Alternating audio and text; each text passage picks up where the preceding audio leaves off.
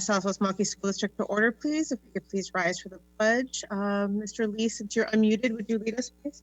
Certainly. I pledge allegiance to the flag of the United States of America and to the republic for which it stands, one nation, under God, indivisible, with liberty and justice for all. Great, thank you, everyone. All right, if we could do the roll, please, Suzette. Yes. Mr. Ustrup. Here. Mr. Keller. Sorry, I'm here. Very good. Mr. Schultz. Here. Mr. Sikich. Present. Mr. Lee. Here. Mrs. Kaiser. Here. Ms. Klug.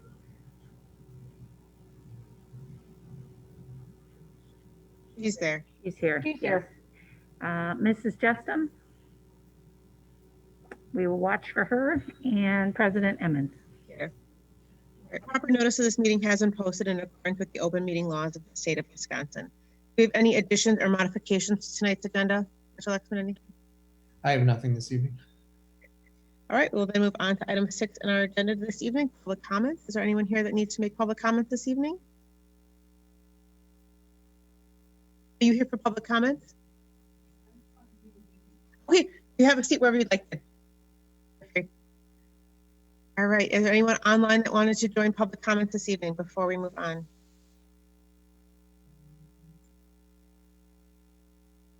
All right, hearing none, we will then move on to item 7, the superintendent's report. Dr. Lexman, you can go ahead and begin. Great. Thank you. So we'll start with 7.1, the update on our returning to school plan. So I'm going to share my screen and jump into the presentation. So like we've seen before, so every regular board meeting, we update the board and community that's joining us and where we are with our returning to school plan. And as we do, a little agenda inside the presentation. So we'll hit again on our health metrics, the internal metrics. And I'm going to talk a little bit today about metric thresholds prior to phase change. And we set some metrics initially, and we've adjusted them working with our health department in a way that may return us to school a little more quickly than what we previously kind of committed to. So I'll get into that in a little bit of detail on a slide. A little bit of update on human resources.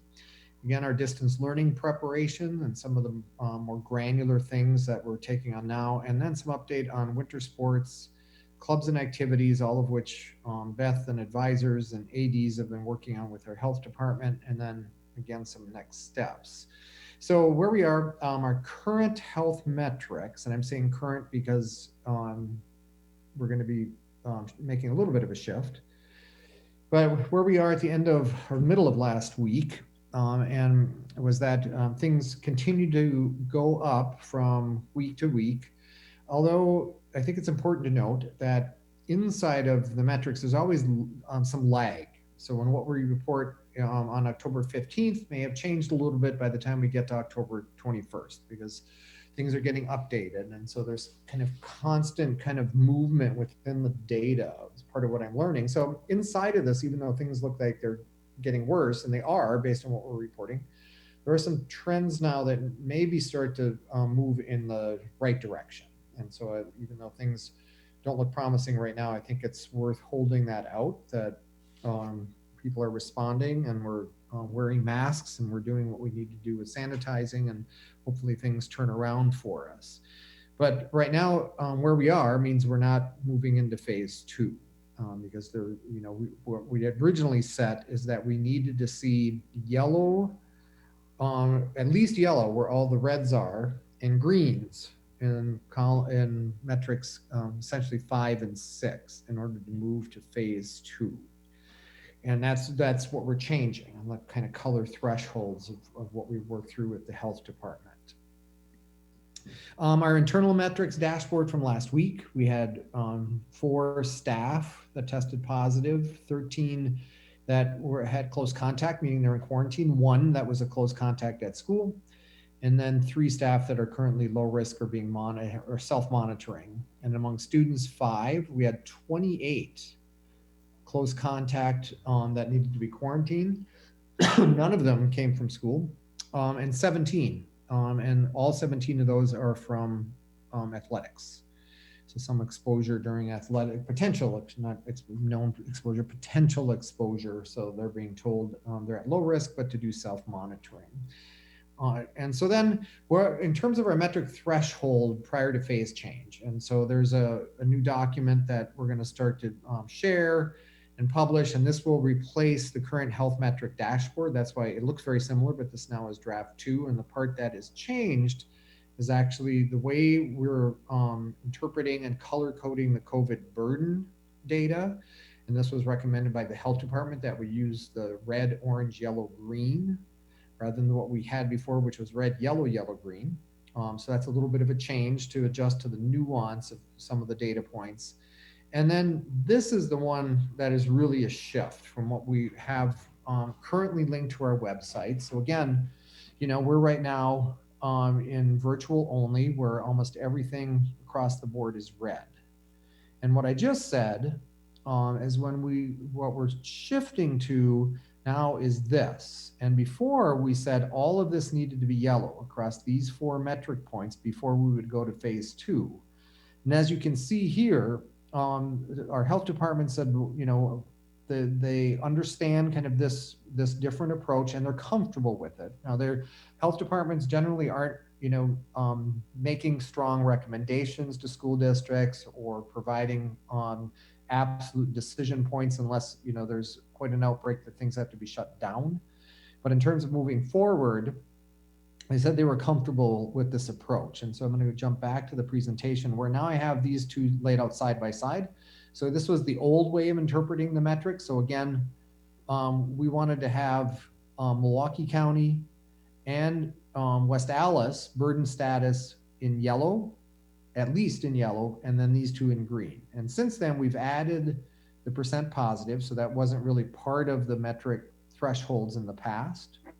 And the change now is even if Milwaukee County is still red, but declining, right? So they're across Milwaukee County, we're improving, but it's above 100. So it could be, 300, 400, but improving for 2 weeks. And locally, we're at or below 100. So now we're in the orange color. And still Milwaukee County above 7%, but in terms of test positivity, we're at or below 6%. 5% is really the kind of safe threshold, so to speak, related to COVID-19 in terms of positivity rates. But the health department was comfortable at 6% and declining for 2 weeks. So it essentially means what we're really paying attention now is the West Allis data points. COVID burden status, once we start to get close to 100, and it's trending, we're probably gonna announce 2 weeks out, assuming that, 2 weeks later, we're at or below 100. And the same here as we're approaching the 6%, that then we'll start announcing that we're ready to move in 2 weeks. Assuming that then we actually hit the 6%. I think it's important to say that in the previous document that I was just in, there is a special note that says once we announce and during those 2 weeks, if things reverse, meaning they start getting worse again, we would pause on moving to phase 2. But what this sets up, again, it's more likely we'll get to phase 2 more quickly under this way of interpreting our metrics than the previous way. And I'm comfortable with it like our health department is, just because through all of this, we're learning and we have to adapt. And so some of the things that we're learning from other school districts is, and I've talked about this in previous presentations, with good internal contact tracing, once you're open, you can start to manage. But even there's lots of there's lots of buts in all of this. We've seen many school districts across the state and even some locally that have set metrics that mean they now go back to all virtual, right? And so part of our goal is once we have kids in school, we want to keep them there.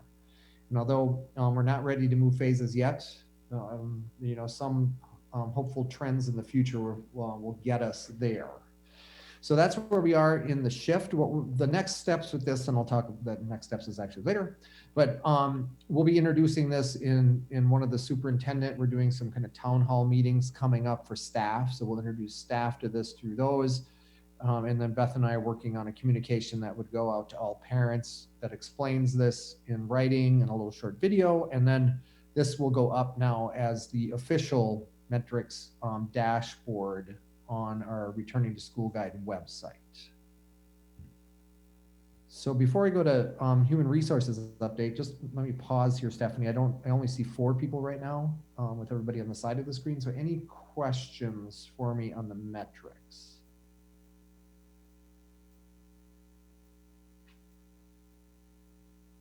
I don't see any board members with hands up, so. Okay. Fine. All right. Then just some updates from human resources. And, we've talked about, and everybody's reading about the substitute shortages and having enough people. I just read today, one of the nearby schools, the school closing down because they just didn't have enough staff showing up. So whether illness or even just regular absences.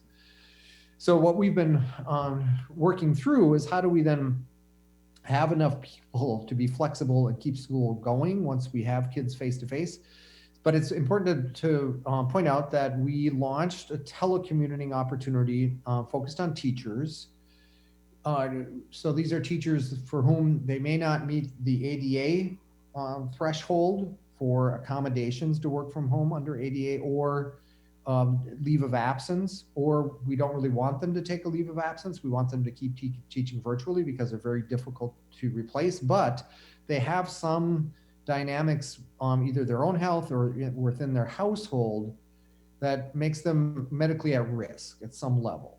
And so this is a way for us to really be responsive to teacher concerns in particular. And so we, in the budget, created 15.5 positions, FTEs, that we could support through the CARES funding. It turns into 16 teachers because one teacher, half of the additional coverage that will be needed once we hit phases 2 or 3 will be built internally into the school. So it actually is 16 teachers have been approved for telecommuting, which means we need plans or people to supervise students when those teachers, when we're in distance learning. That means those students are in a classroom, but their teacher is virtual, right? So it's kind of the teacher remains virtual while kids come back to school. So we need another adult in the room. And so we're working through special education EAs. That's hiring is ongoing. With Jeff Thompson's been reviewing applicants and then recommending to principals. Principals then review and interview. So FLW is recommended too. So that's good news. Special educational assistants are very difficult to get right now. We're able to hire some. The youth advisors is the big surprise for us. We've had 54 applicants, and those have been screened by Jeff Thompson. We're actually hiring 5. So there's a slate that he has then sent to principals that'll be hiring a youth advisor. And a number of what we see in the pool, which is very exciting to us, are people that are doing social service type of work, and they're in local agencies that maybe are furloughing workers right now because of what's happening with COVID-19. So there's some skill set we can potentially bring in that would really add value, not only now, but going forward. One of the things that, as we work through this process that Jeff has suggested, is that then we would look back at the pool. Jeff will reach out to see if there are any that may be interested in one of these supervision-only substitute teacher positions or a health room monitor position as another way for us to potentially attract individuals to these opportunities. The supervision-only substitute, which I was hoping would be appealing for teachers that want to be substitutes but have a lower kind of workload. We have 4 postings out there. We've had 1 applicant as of today. So it's maybe not a solution for us, and that's why looking back at the youth advisor pool is something we'll take up going forward. And then health room monitors, we've hired a number of them. They're currently working for us, even though they're going to be much more important when we have students in distance learning. We wanted to get some of these folks kind of sort of on payroll, even though they're 4 hours a day, just so they get used to us and they're committed to us and we're not constantly in a hiring kind of merry-go-round with those positions.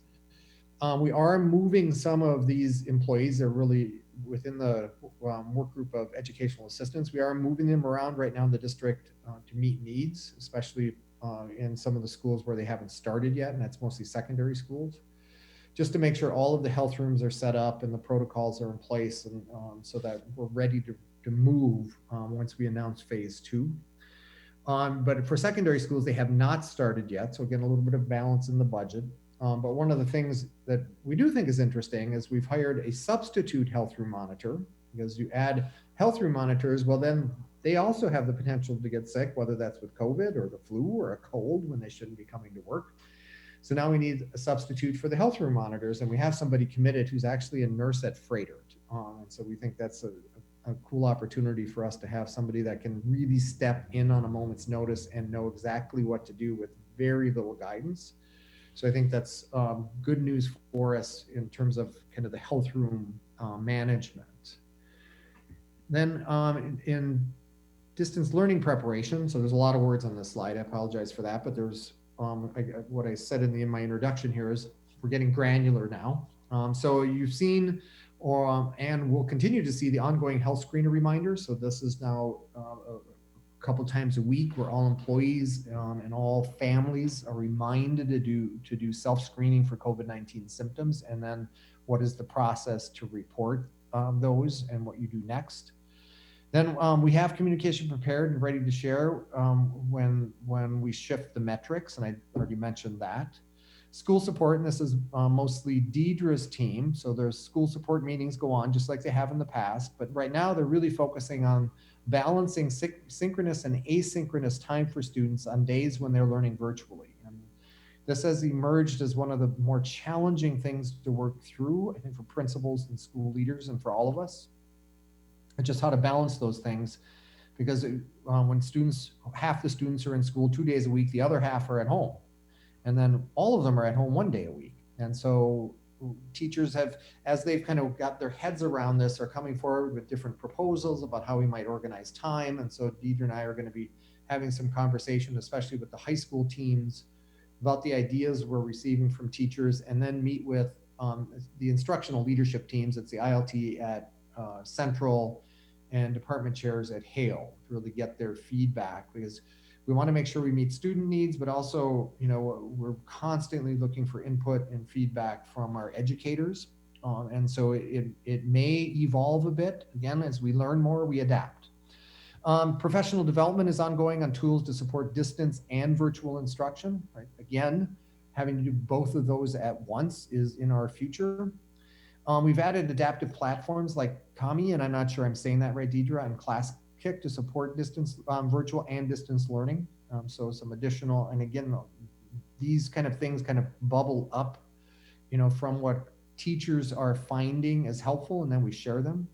And then planning for music continues. Choir and band right now have been able to play and meet virtually, and Mary Pat and some of the other music teachers share quite a bit of what students have been doing, and I love that, because they know I get out to the performing arts events in particular, so I don't get to do that right now. But we're still kind of struggling to what that looks like as we hit distance learning, and having some students play some of the instruments and singing. They can't be in close proximity to one another. In our plan with the health department, it may mean that some students, even though they're in school for music, might be in a separate classroom. So they might have virtual music even though they're in school. So fewer kids can be in the music room actually playing is one way to adapt this, so that there's even less kind of time in music class performing together. But in order to socially distance to the degree that would be necessary, we need even fewer students in the music rooms or in the space where choir and band is going to take place. So I just wanted to update again, a little bit more granular, but that planning is ongoing, and as we learn, we adapt. So winter sports. There's been a lot of work going on behind the scenes in this. This is Beth and Shelly Strasser and Justin Marion working with the health department.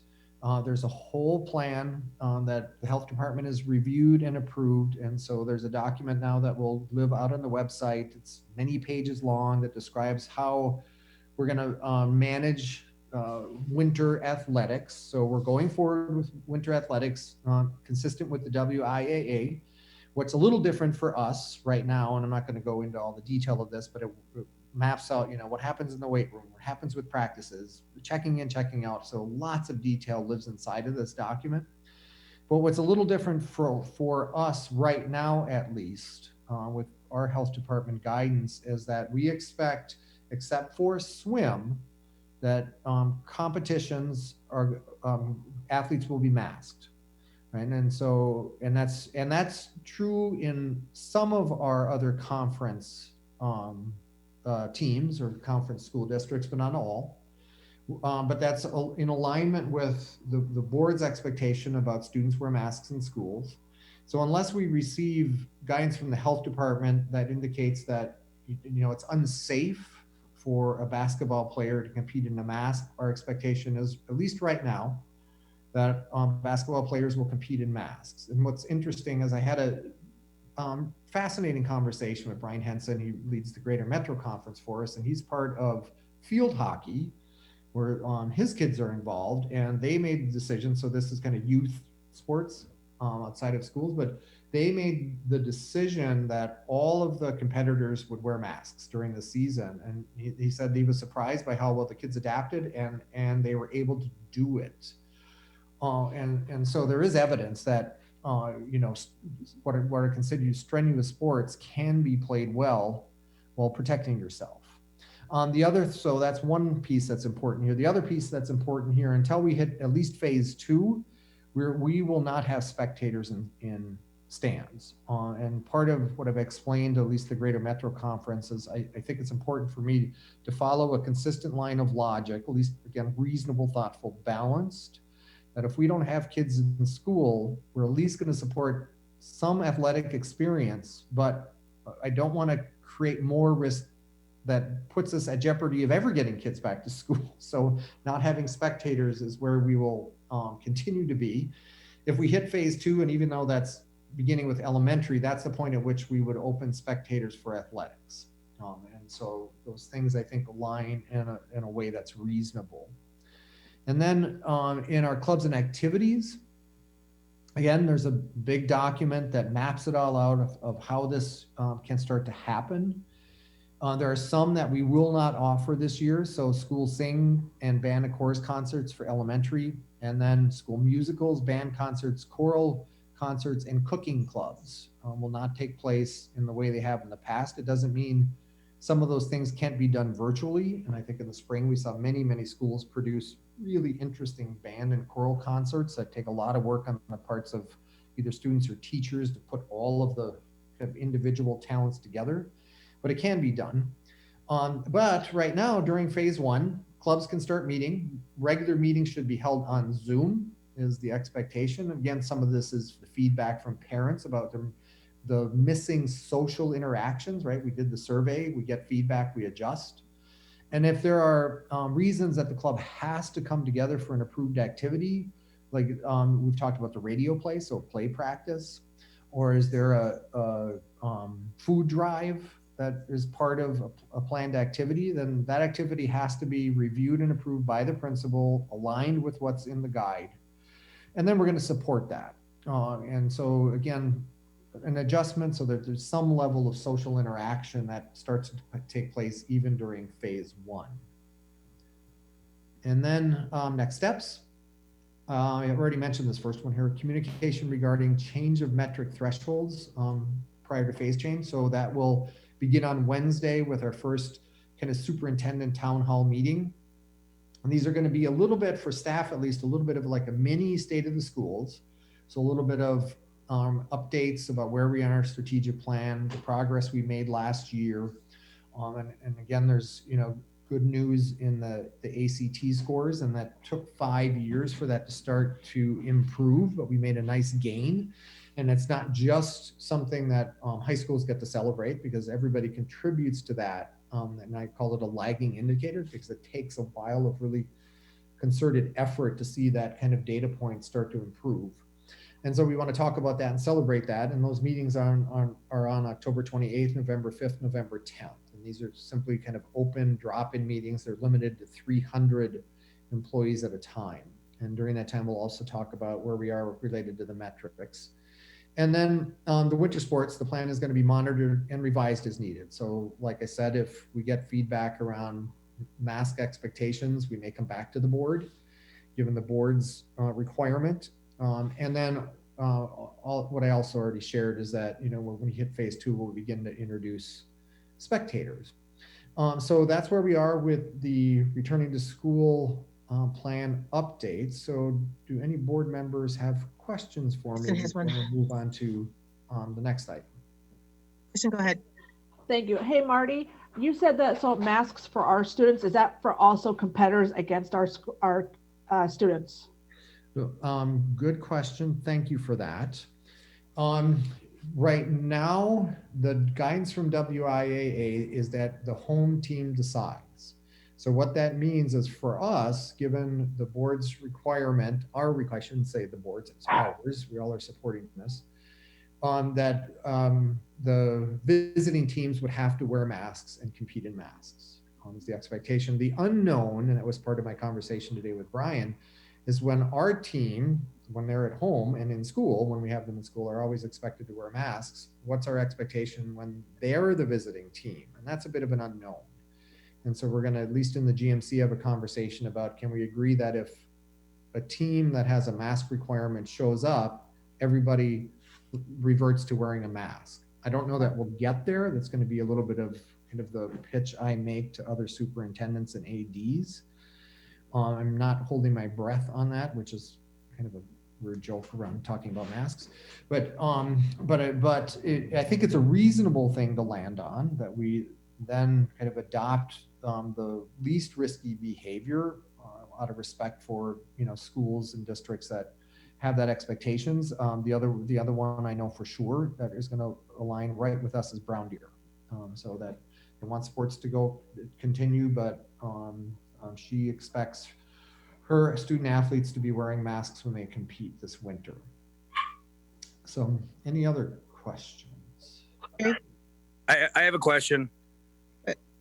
Are we talking about wearing masks during wrestling and basketball? Yes, we are. We're waiting to get a Has little anybody bit of, who's made this decision ever played basketball or played wrestling and worn a mask? I don't know how that's going to be possible. yeah, it's a good question, Bill, and it's a big debate internally. I mean, it reduces the amount of intake of oxygen, and in a sport like basketball, I don't understand how that would work. Well, the wrestling one I get worried about just from safety concerns, because headgear, and and you guys know I'm not big in athletics, but I've watched enough wrestling to know that there's a lot of moves that involve the head. Yeah. And so if the health department or we get other medical advice that says, or WIA says that's just not safe, then I would be reporting that to the board, and we wouldn't expect Have you seen, or has anybody making these decisions seen the report that has come out by the WIA and the transmission of COVID in sports? Yes. Has anybody read that? Yeah. I read that today, in fact. Yeah. So again, just like I said, this is where we are now. But as we get new information, we adapt. I mean, that's been part of the progress all the way along here. So this is kind of where we are today.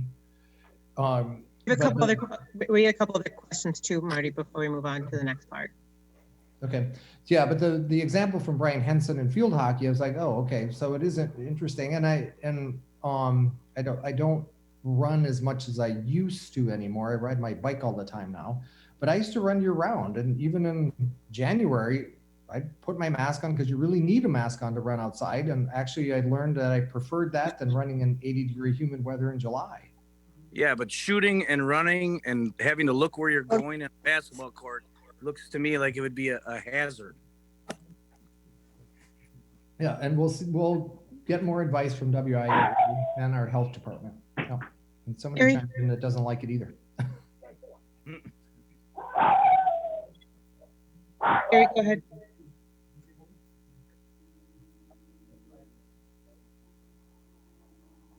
He's muted. Regarding wrestling, the situation with wrestling is that you can have multi-team meet where there is no home team. So what would the rule be for wearing a mask? So for example, if 30 schools come to the STEC tournament West Allis really isn't a home team. There is no home team in a where 30 teams are in a tournament, or if we go to like a tournament in Hartford, how would mask rule be handled then?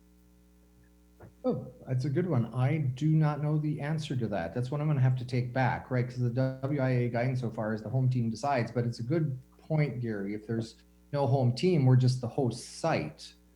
How does the expectation apply? Okay, so I got to take that back. Gary, did you have anything else before I moved on?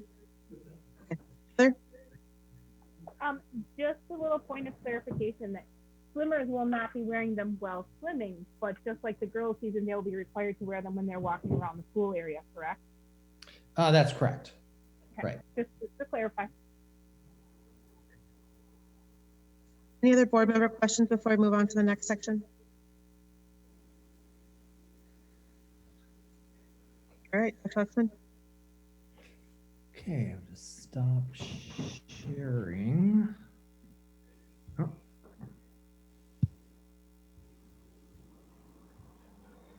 Then we'll go on to 7.2, which is the legislative update. So first, reminder to everybody to vote. The general election is November 3rd, 2020. So early in-person voting has begun in Wisconsin, and on November 3rd, 2020, polls will be open from 7 a.m. to 8 p.m. The polling locations in West Allis, West Milwaukee have been reduced, and some of that is just managing voting during COVID. So I think it's important for anyone listening and intends to vote in person to visit the West Allis, West Milwaukee website for polling locations. But we very much encourage people to use their right and to vote. Then Wisconsin receives federal school-based mental health grant. So this is good news, especially during this time. The Wisconsin Department of Public Instruction received a federal grant award to aid Wisconsin schools in expanding priority areas in student mental health. Through a competitive grant process, Wisconsin was one of 6 states selected to receive funding from the U.S. Department of Education earlier this month. The federal grant totals $10 million over 5 years and will fund the DPI's school-based mental health professionals federal grant program. Then the Evers administration, there's final accounting for the 1920 budget year. The Evers administration final accounting of 1920 shows the general fund finished the fiscal year with $89.2 million less than originally expected when the 2-year budget was signed last summer. That figure accounts for all of the spending in legislation that was signed during the fiscal year, the revised revenue estimates due to COVID-19 pandemic, and the savings measures Governor Tony Evers ordered as the virus spread.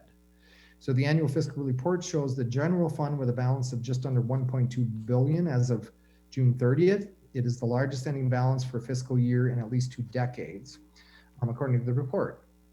The report is also the latest sign the state's general fund was largely able to weather a turbulent fourth quarter in the fiscal year following the governor's stay-at-home orders and a drop in some economic activity due to COVID-19. Then DPI released the 2021 general school aids based on fall count and revenue limit information. So the DPI today posted state general school aids school districts will receive during the current school year. The information published includes certified general school aid amounts for each school district, as well as 2020-2021 student enrollment numbers for independent charter schools and private schools participating in state parental choice programs. So this kind of connects over to what Caitlin will share with us a little bit later in the meeting. But you can see just the West Allis numbers there. So we're up from a year ago. So it's 1.7% increase. And there was nothing new at the federal level at this point. And then 7.3, some Board of Education recognition. So it's Shared Journeys, a huge thank you to district employees, school board members, Shared Journeys alumni, and community members who volunteered to be Friday book break readers. So surprise, in quote, readers that share a favorite book each Friday has been a hit. Videos of readers are posted on the Shared Journeys school website. Also at Shared Journeys, Jenny Salasinski, Kaylee Breska, and Lisa Kohler received certification in childcare environment essentials, fine motor schools and environment essentials, sand and water. So congratulations to them as they continue to focus on the early learning center or the child lab there at Shared Journeys. At James E. Dotkey High School, they want to acknowledge custodian Doug Stair. Recently celebrated his 1-year anniversary at Dotkey, and no one has made a bigger impact on our physical building. His commitment to ensuring that we have safe, beautiful, and high-functioning spaces to teach and learn in is unparalleled. Doug has helped create new learning spaces, for example, a beehive space, a bike shop, an aquaponics lab, and that's in what used to be a former gym locker room, and generally improving the building, an example, painting the gym floor. And I have to tell you that with project-based learning, as he sees students get really excited about a project that involves something to do with the physical plant, he gets really excited about the work he gets to do for us. So we really appreciate Doug's commitment at Dotkey. From Leadership and Learning, we'd like to thank Brendan Kelly, Bruce Heisler, Lisa Deneen, and Susan Wells-Dixon for their work to ensure that we have closed captioning available for our students. They worked hard to make sure the service is accessible to students and teachers.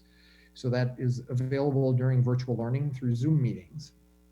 And then in Recreation and Community Services Department, they would like to recognize all of the educational assistants, peer mentors, and recreation staff that are helping our students thrive at camp and stay engaged during virtual learning. And so all of the names are listed. I'm not going to read through all the names, but I do want to very much, thank them for the work they're doing and for the educational assistance. And as I mentioned earlier, we are assigning and reassigning them, and we appreciate their flexibility during this time. They're used to, being hired and then working at one building, and given the unique circumstances we're in right now, their skill set is needed in different places at different times, and I appreciate their being flexible and working with us. And then finally in 7.4, just some update information items for me. There were no public comments on October 12th, so there's nothing to report from the October 12th board meeting there. I already mentioned the metrics communication that will go out later or towards the end of this week after we have the first update in town hall meeting with the superintendent, and those begin this week on October 28th. Then in facilities planning, there's some ongoing and upcoming work in our facility planning process. So the administrative planning team is going to meet on Wednesday, the 30th. So that is, sorry, that's not the 30th. That's not Wednesday. We're meeting on the 30th. So we're going to be reviewing feedback from our architect and engineering firms on building capacities, how that matches current and projected enrollment. And then they're going to start to share some master plan paths. Given everything they've learned so far, given our strategic plan, given the feedback, they start to map out, well, here's a scenario you could consider. Here's a scenario you could consider. And so that allows us to give them some feedback on that. And then the next two steps are workshops with the board. So there'll be a workshop with the board on November 16th. And that is on community change projections. So that is enrollment projections, but also they call this community change projections because it's broader than enrollment. It also starts to look at population trends in the communities we serve, housing trends in the community we serve, and other development. And so those together start to paint a picture of what we need to plan for in terms of facility spaces in the future. And then after that, we'll do another workshop with the board on some of these master planning scenarios, and that will lead us into engaging the FACT or Facility Advisory Community Team, so the broader community. And it is really that team that then starts to pick up the ball and shape the path that our community thinks we should start to pursue kind of in terms of the master plan. And so their job is to start to narrow that. That would eventually lead us to the development of a plan that would lead to a referendum question in the future. In the ongoing work, so similar to facilities planning, we are beginning the planning on the school calendar for the 2021-2022 school year. And even though that feels right now and everything we're working through feels like it's a very long way off, it's exactly where we should be at this time of year in terms of planning for the next school year. And so we'll put a draft of that together and start to share it with teachers for some feedback. Again, it's always where you put spring break, and our parent community in the past surveys have lean towards having spring break attached to Easter. It's a very late Easter in 2022. And so we anticipate that we may want to move that a little bit earlier. But that's just so the board is aware that, and the public, that we're beginning that work for next school year already. Then later this week, there's a Closing Achievement Gap Consortium meeting. And again, we're part of a network of schools and school districts. These are public and private in southeastern Wisconsin, all working on the challenge of closing the achievement gaps. And it's a consortium that really is designed for us to share best practices, share challenges, get feedback, get encouragement as we all work on this, this problem together. And then two fun things. Tomorrow I am doing an interview with a group of Hoover students. So they've asked me as one of their projects to Zoom in with them. And so I get to be interviewed by elementary students in Hoover. And even though it's different, it's the kind of thing that I love doing during every year where you get to engage directly with students. And so even though it's through Zoom, some of those things go on with the superintendent. And then finally, a big shout out to Recreation and Community Services. So this past Saturday, they did a driveway dance party. And it's a really cool kind of concept and outreach that I just really wanted to take a moment to highlight. So they hired a DJ on a trailer. They mapped out a path through the community, and in general, kind of neighbors knew when the DJ was going to be where, and people were invited, and the way they advertised it. And with Shelley's leadership is, get away from your screen and step outside and have a dance. And so I think they have some great pictures for people in their driveways in West Allis and West Milwaukee. And again, I just wanted to thank Recreation for thinking of creative ways to help us still build community and be together when we're apart like this, and doing that through dance. And so with that, that concludes the superintendent's report. Thank you, Dr. Lexman. All right, we'll move on to item 8, Board President's Report, the review of the board calendar. Today is Monday, October 26th. We've got a regular Board of Education meeting, including our final budget and tax levy. On Wednesday, October 28th, starting at 7 p.m., we do have a special board meeting on our debt refinancing. So that will be this Wednesday at 7 p.m. On Monday, November 9th at 6 p.m., we have a regular Board of Education meeting. And immediately following that, we do have a closed session. On Monday, November 16th, starting at 6 o'clock, we have a financial stability and efficiency workshop, Dr. Lexman just mentioned, on the West Allis West Milwaukee Community Change and Projections Report. And then Monday, November 23rd at 6 p.m., we have a regular Board of Education meeting, and then to celebrate Thanksgiving. Do any board members have anything to update community events? Okay. We will then move on to our consent agenda for the evening. Item number 9. 4 items. Item 9.1, the approval of minutes from the October 12th regular Board of Education meeting and the October 19th special workshop. Item 9.2, the employment summary. Item 9.3, the supplementary contracts, and item 9.4, the financial summary. Does anyone need anything separated? I need the supplementary contracts separated. Christine? Supplemental. Okay. So at this point, we'd be looking to separate out item 9.3. So then we would look for a motion on items 9.1, 9.2, and 9.4. Move to approve. Second. Moved and seconded on items 9.1, 9.2, and 9.4.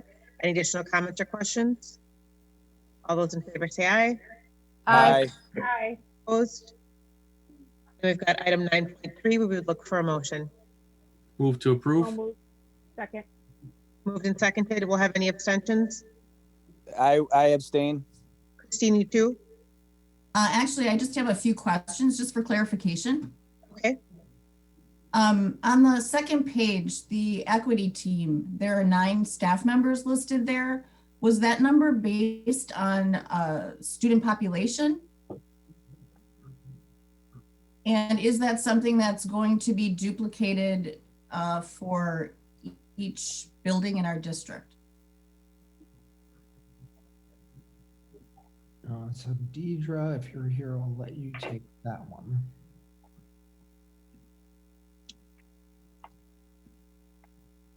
And I don't. I am here. Let me just pull it up. Okay.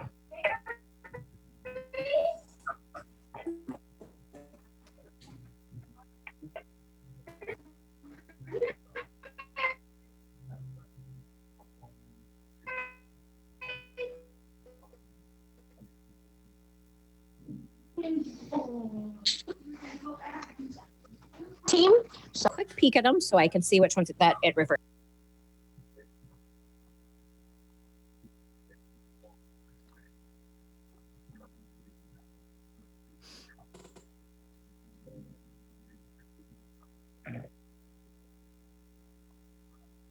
To.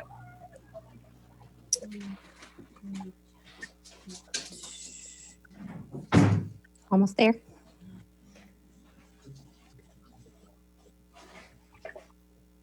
Might need a little more clarification on that. Christine, are you asking because it's central, the one, it's just the central, 9 people from central? So are you asking that every school is going to have the same expense? Just for my knowledge. Yeah, I mean, well, because there's also 9 for the system. I know in Dr. Lexman's update, you said that the deeper learning are providing that additional assistance to staff at Nathan Hale. Is that correct?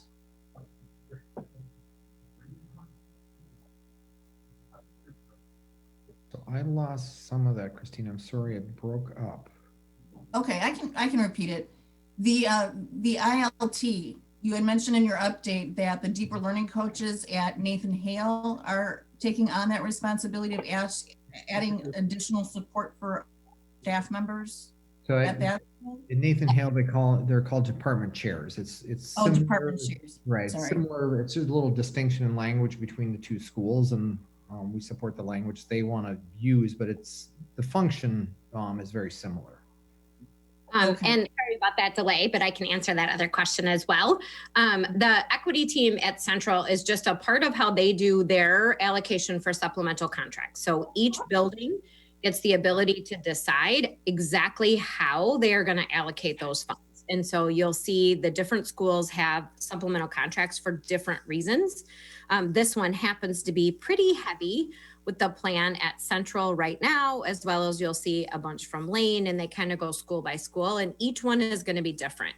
How they decided exactly how many that they would add to the team of the equity team at Central, I'm not 100% sure, as again, that's a site-based decision and how they spend those dollars. Okay, thank you for that. And I think I've kind of done a little research. I'm gonna not pronounce this correctly. Argulo Latino, that's a translation system from Spanish to English, I'm assuming.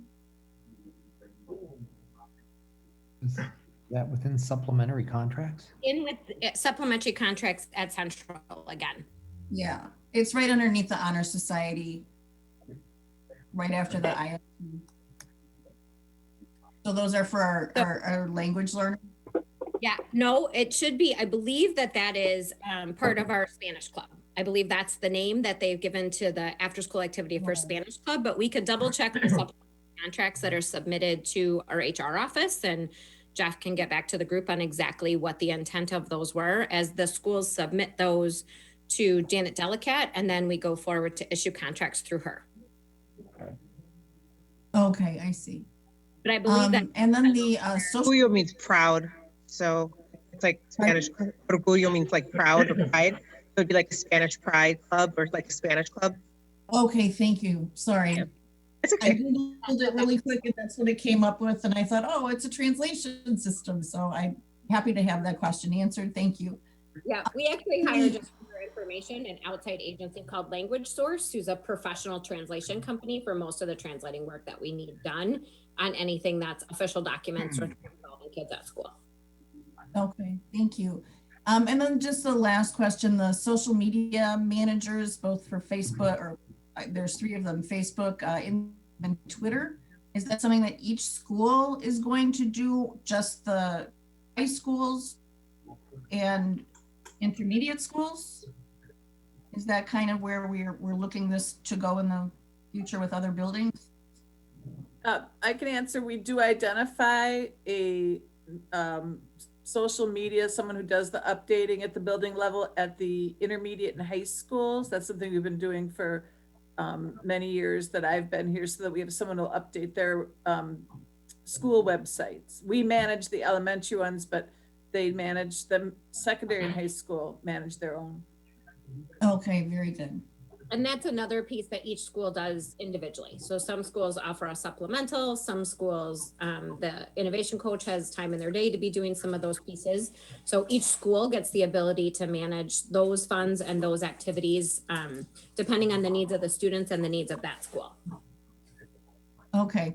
All in all, I was really excited to see this because it seems like, you know, we're at least planning for getting kids back into buildings at least 1 day, 2 days a week, that it's heading in that direction. So the rest of this, I have no other questions, but I know that Bill also wanted this separated out. Is that just for him to?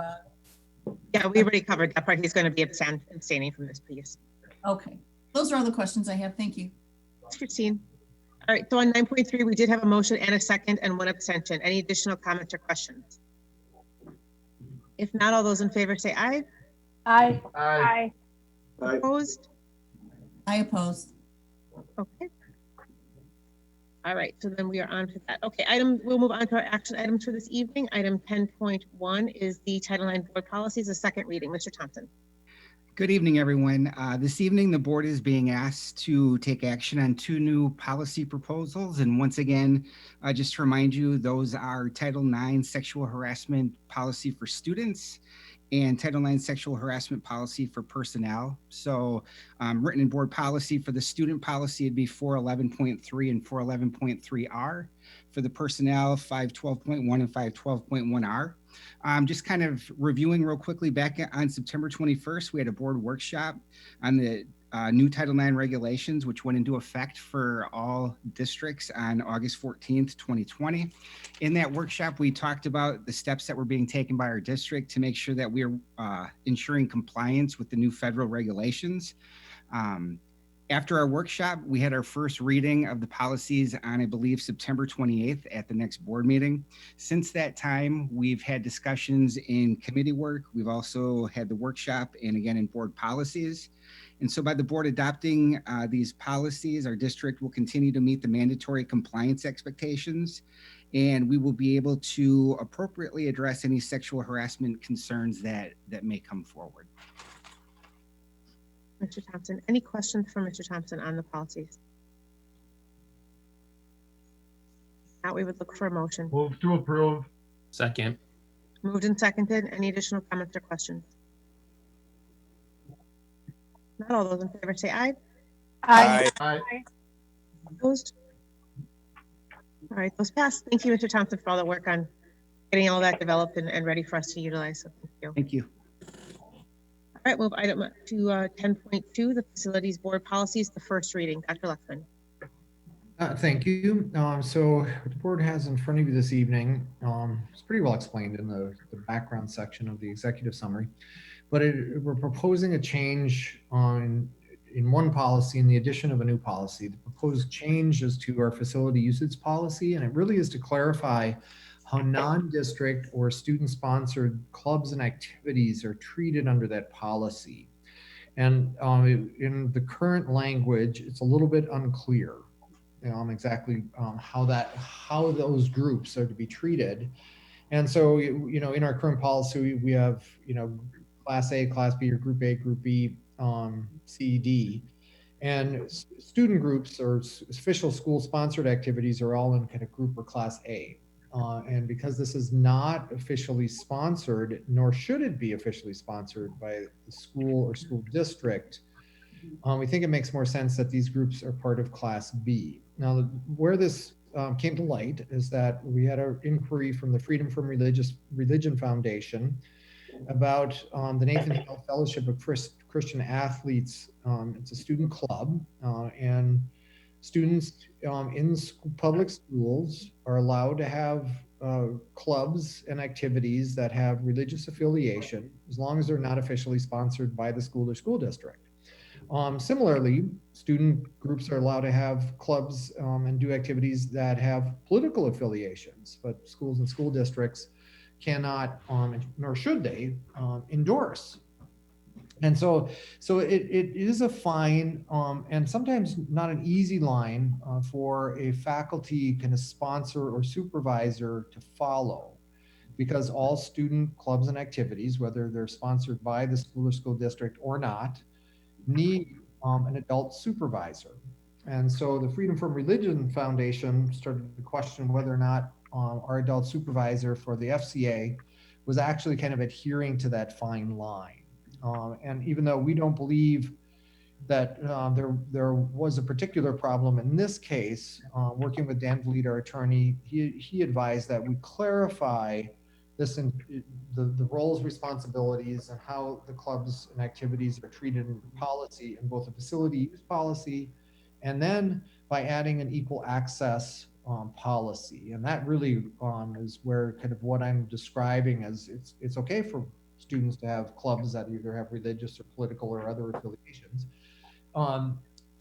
But there are, and they can't discriminate against each other. And so, so a student group that has a particular religious affiliation couldn't discriminate against a student from a different religious affiliation if they wanted to join the club. So that's what the equal access policy makes clear. It also makes clear the role of the adult advisor or supervisor to these kinds of clubs and activities. So this really, I think, is helpful. It clarifies these things. And also what I hope is that it creates a landscape that encourages student engagement in starting their own kind of interest clubs and activities. If we think to our deeper learning competencies and the work we're doing to move all of our work forward, the idea of empowering young people to make decisions in their learning is very influential on whether or not we're going to have success. And one way we can encourage that is through non-district or student-sponsored clubs and activities. And within this kind of policy landscape, it becomes clear how students can and then also should not operate. So with that, I'm happy to answer any questions. This is a first reading. So if there's anything we need to take back to Dan, I'm happy to do that with the board's feedback this evening. Gary?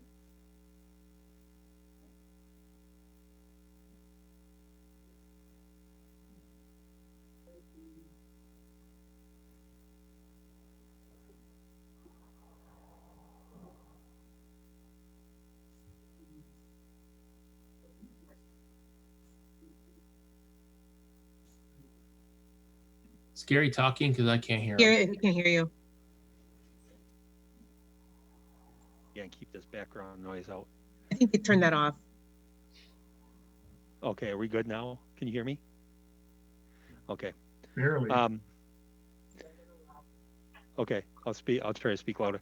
Okay, so under facilities use rules and regulations about carrying insurance, if a student group does not have any sponsorship by the district and cannot afford their own insurance, how would the insurance apply to a group if we're requiring insurance but they couldn't carry their own insurance?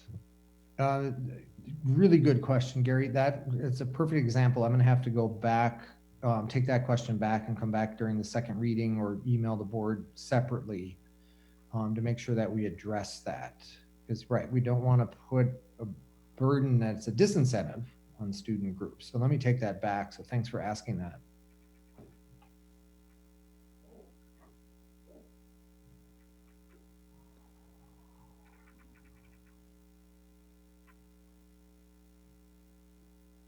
Any additional questions, comments?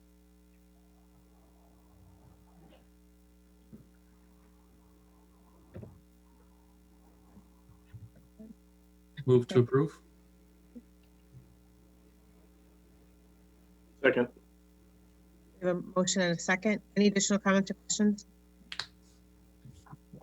Is this something that we have to wait on though if Marty needs to clarify something? We can approve in a first reading and then we wouldn't approve in a second reading until we had the clarification. Okay, thank you. Yeah, absolutely. But sometimes some of those policies would be in a loop for a while. So yeah, it's kind of helped us at least move forward. But it's a great clarification question. Okay, so we have a motion and a second. All those in favor say aye. Aye. Aye. Opposed? All right, first readings go through, so we'll come back with those that feedback items to look at for second reading for the next meeting. Yep, thank you. Second meeting. Okay, the moment we've been waiting for. Item 10.3, the 2020-2021 final budget and tax levy adoption. Ms. Windler. All right, thanks. You said it, so I don't have to, Stephanie. The moment I'm waiting for. All right, so we're going to walk through a really high level tonight, our 2021 budget. So the last couple months, we've been doing the nitty gritty, the finer details of our budget, and tonight is a higher level. Although in your board packet, and anybody's able to access online, there is a document called the Budget Adoption DPI format, which does break our budget down into smaller pieces. So that is available for anybody who is interested. And what I'm going to do now is share my screen and walk through our budget presentation.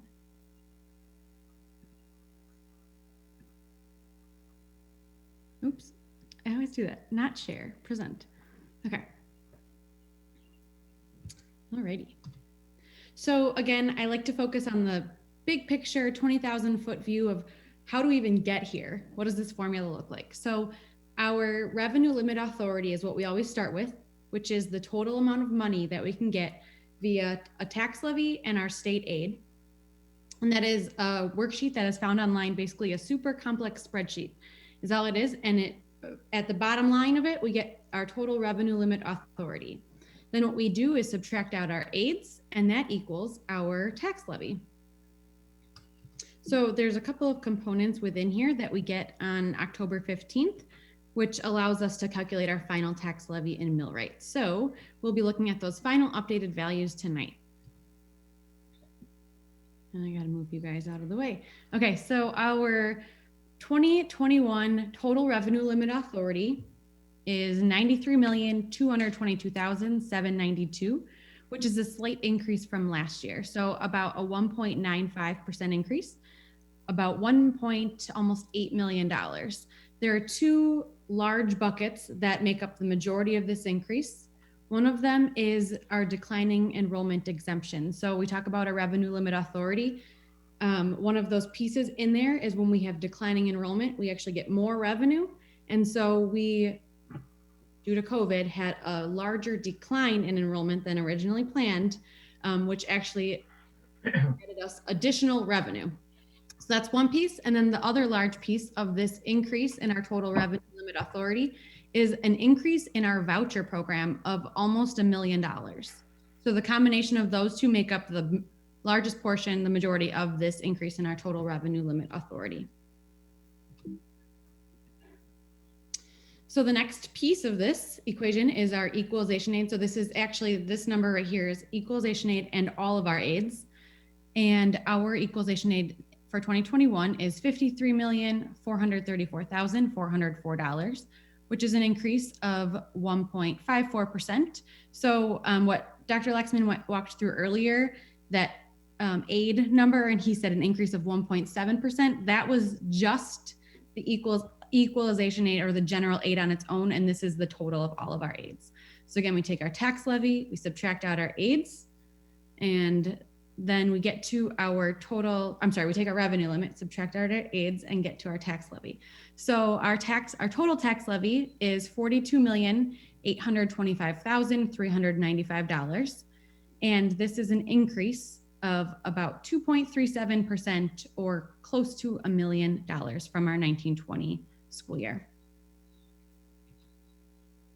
And this included, our board asked us to include our private school voucher numbers last year. So we are doing the same thing this year. So our private school vouchers this year make up almost 9% of our total levy. So this year we are levying nearly $8 million for our private school vouchers. And the way this program works is we, as a district, play middleman. So we increase our levy by this dollar amount, and then we pay it right back out in an expense. So it is quite literally just a taxpayer funded program, and that we are levying for, we're playing the middleman for. So we levy the money and then we pay it right back out.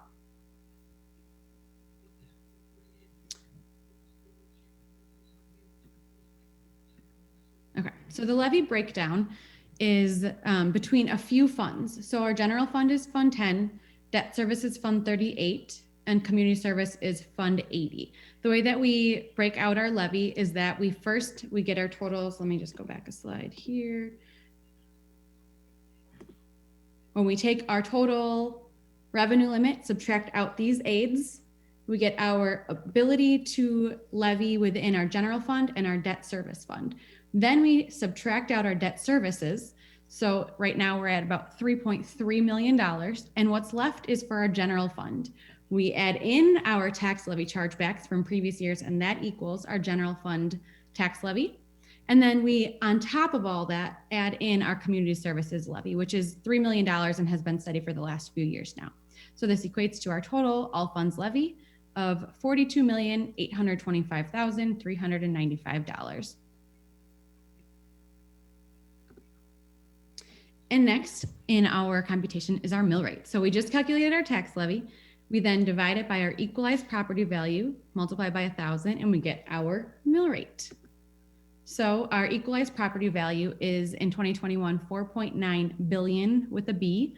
And that is an increase of about 8%, which is super cool. The previous year, our increase was only about 3%. So we more than doubled the amount that we increased our property values within our 4 municipalities.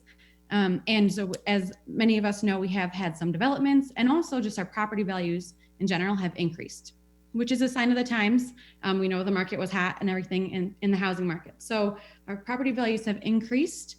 And so we went from about 4.5 billion last year to 4.9 billion this year. So when we do that equation, we then get our mill rate. So our mill rate for the 2021 fiscal year is $8.75. And again, this is a decline. So we've been seeing this for the last few years. This is a change, a reduction of 49 cents, or 5.3% decrease from last year's mill rate. So just applying this to real life, what does this mean for our homeowners?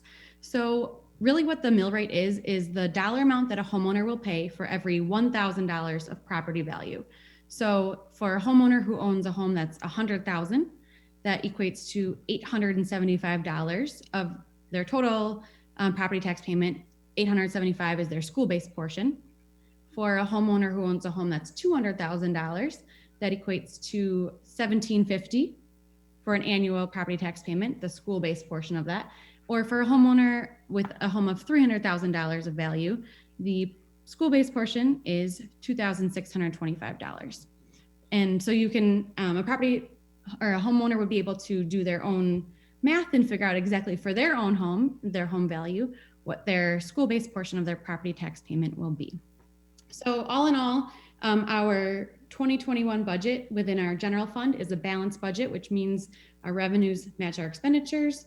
And we've gone through the main highlights in the large 20,000 foot view of our 2021 budget. So any questions?